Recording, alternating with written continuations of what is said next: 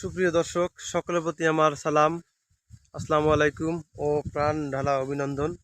আশা করি আপনারা সকলে ভালো আছেন।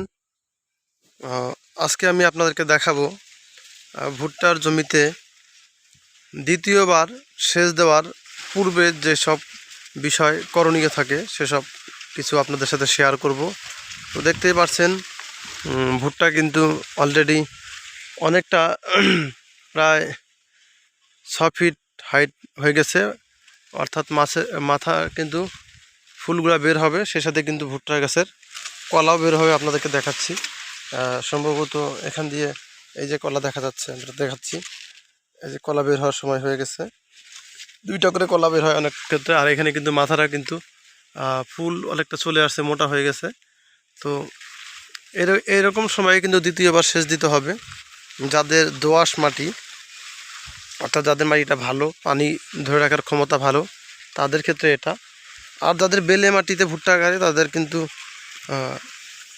অনেক সময় যখন ভুট্টার মোচা আসে এবং ফুল আসে মাথায়, তখন কিন্তু তাদের তৃতীয়বার সেচ পড়ে। আর যাদের ভালো মাটি, দোআঁশ মাটি, তাদের কিন্তু যখন ফুল আসে এবং মোচা আসে তখন কিন্তু দ্বিতীয়বার সেচ পড়ে। তো দ্বিতীয়বার সেচ দেওয়ার পর কিছু করণীয় থাকে। তো আমি কিন্তু সেগুলো আপনাদের সাথে শেয়ার করব। ওই যে দেখুন, এখানে কিন্তু আমি আলু রোপণ করেছিলাম। আলহামদুলিল্লাহ, মাশাল্লাহ, আমার আল্লাহর রহমতে প্রচুর পরিমাণ আলু হয়েছে। যদি অতটা আসলে আমি পরিচর্যা করতে পারিনি, তারপরেও 3 কেজি আমি বগুড়া জাতের আলু লাগিয়েছিলাম। আল্লাহর রহমতে সেখান থেকে প্রায় 30 কেজির মতো পেয়েছি। আর এদিকটায় আমার কিছু ক্যারেট জাতের আলু রয়েছে, এক কথায় ক্রস যেটা বলে, অথবা জাত সংমিশ্রণ করা। এটা কিন্তু এখন আমি তুলিনি, এই দিক দিয়ে রয়েছে।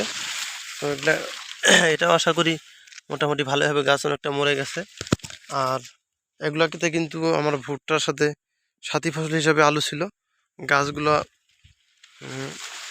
কিন্তু অনেকটা কচু পাতা কালার, সাদা সাদা ছিল। আমি কিন্তু কয়েকদিন আগে একটু ইউরিয়া দিয়ে একটু পানি সেচ দিয়ে দিছি। আল্লাহর রহমতে গাছগুলো প্রায় সমান সমান হয়ে গেছে। তো আমি যে আপনাদেরকে দেখাইছিলাম যে পানি বেশি হওয়ার কারণে এখানে একটি জমিতে ভুট্টা গাছ বসে গেছিলো। এই তো এখনও তোলা সম্ভব হয়নি, আস্তে আস্তে উঠছে, কিন্তু অনেকটা ছোট। ওইদিকে দেখেন অনেক বড়, আর এদিকটা কিন্তু হাঁটু সমান গাছগুলো। তো এটা উঠবে, কিন্তু ফলন অতটা ভালো হবে না। তো আমি সামনের দিকে যাচ্ছি এবং ভুট্টার জমিতে দ্বিতীয়বার সেচে যা কিছু করণীয় তা আপনাদের সাথে শেয়ার করছি। আপনারা দ্বিতীয়বার সেচের ক্ষেত্রে অবশ্যই আপনারা যে বিষয়টি খেয়াল রাখবেন সেটি হচ্ছে, প্রথমত দেখতে হবে ভুট্টার জমিতে যেগুলো বড় বড় ঘাস, ছোট ঘাস তেমন একটা ফ্যাক্ট না, বড় বড় ধান ঘাস অথবা বথুয়া, বিষকাটালি, আমি আপনাদেরকে দেখাই এই টাইপের যেগুলো বড় বড় ধান ঘাস, এই যেটা, অথবা যে এই টাইপের বিষকাটালি যেগুলা, তো এগুলা কিন্তু তুলে ফেলতে হবে। কারণ আমি পরে বলছি, যেমন যে এই জমিওয়ালা এগুলো কিন্তু তুলে ফেল দিছে। কারণ হচ্ছে, আপনি যখন দ্বিতীয়বার সেচ দিবেন অবশ্যই কিন্তু জমিতে কিছু পরিমাণ রাসায়নিক সার দিতে হবে। কারণ হচ্ছে যে আমি আপনাদের বলি, যদি আমি আপনাদের কিছুদিন আগে বলছিলাম যে কিছুদিন পর ভিডিও দেওয়া সম্ভব হবে না, কারণ দেখতে পাচ্ছেন ভুট্টা গাছ কতটা বড় হয়ে গেছে। দেখুন, আমারও মাথার উপর দিয়ে উঠে গেছে ভুট্টা গাছগুলো। ভুট্টা গাছে ঢোকাই মুশকিল। আর যেহেতু শুক্রবার, নামাজ পড়ে আপনাদের সাথে কথা শেয়ার করার জন্য বের হয়েছি। তো যেটাই আপনাদেরকে আমি জানাচ্ছি, যে দ্বিতীয়বার সেচের সময় কিন্তু অবশ্যই রাসায়নিক সার দিবেন, কিছু পরিমাণ ডিএপি, ইউরিয়া শতক প্রতি 2টা মিলে 1 কেজি করে দিলে হবে। তো সেক্ষেত্রে সে সারের পার্সেন্টেজটা কিন্তু যদি ঘাস থাকে বা আগাছা থাকে, তারা কিন্তু খেয়ে নেবে। তাহলে সে সারের পুষ্টিমান থেকে আপনার ভুট্টা গাছ কিন্তু বঞ্চিত হইল। অর্থাৎ অবশ্যই সেচ দেওয়ার আগে যেসব আগাছা এবং ঘাসগুলো রয়েছে সেগুলো তুলে দিবেন। আর এইবারে কিন্তু আপনি পর্যাপ্ত পরিমাণে পানি দিতে পারবেন, এই হচ্ছে মূল বিষয়। প্রথম সেচে যেমন শুধু কেলগুলা ভিজিয়ে দিবেন, এক্ষেত্রে কিন্তু তার ব্যতিক্রম। অবশ্যই কিন্তু আপনারা যথেষ্ট পানি দিতে পারবেন ইনশাআল্লাহ। পানি দিয়ে সার দিয়ে দিবেন, ডিএপি, ইউরিয়া মিক্স করে। তো আল্লাহর রহমতে এখন যেহেতু সময় এসে গেছে ভুট্টার মোচা আসার, এবং তার পাশাপাশি হচ্ছে ভুট্টার ফুল আসবে, অর্থাৎ স্ত্রী ফুল এবং পুরুষ ফুল দুটাই বের হবেই।